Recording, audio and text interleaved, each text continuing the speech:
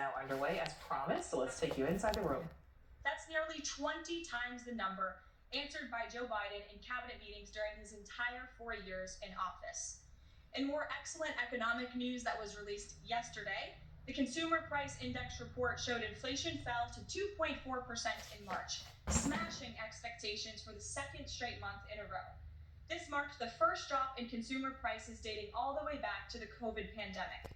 Prescription drug prices saw the largest monthly decline on record. Prices for airfare, used vehicles, and car insurance all decreased as well. And energy prices fell 2.4% in March, driven by plummeting gas prices around the country. Also yesterday, House Republicans answered President Trump's call to move forward the budget resolution and officially set the stage for the passage of one big, beautiful bill. The American economy will boom after this bill is passed and the rest of the president's pro-growth agenda goes into effect. The largest tax cuts and deregulation in history, coupled with our energy industry unleashed and renegotiated trade agreements that put America first, are the ultimate formula to usher in the golden age of America.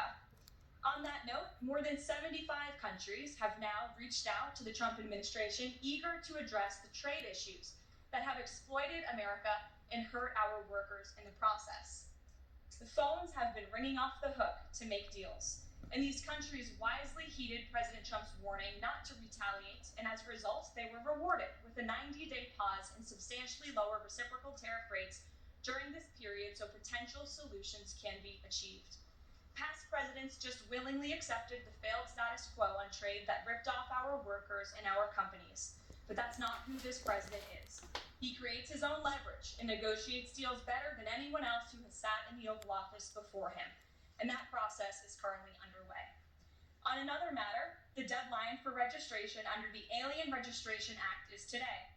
All foreign nationals present in the United States longer than 30 days must register with the federal government. Failure to comply with this is a crime, punishable by fines, imprisonment, or both. As President Trump and Secretary Noem have both said, if you register and you leave now, you choose to self-deport, you may have the opportunity to return later legally. But if not, you will be arrested, fined, deported, never to return to our country again. The Trump administration will continue to enforce our nation's immigration laws. We will not pick and choose which laws to enforce. We must know who is in our country for the safety and the security of our homeland and for all American citizens. I also have a note from the First Lady to share with you on this Friday.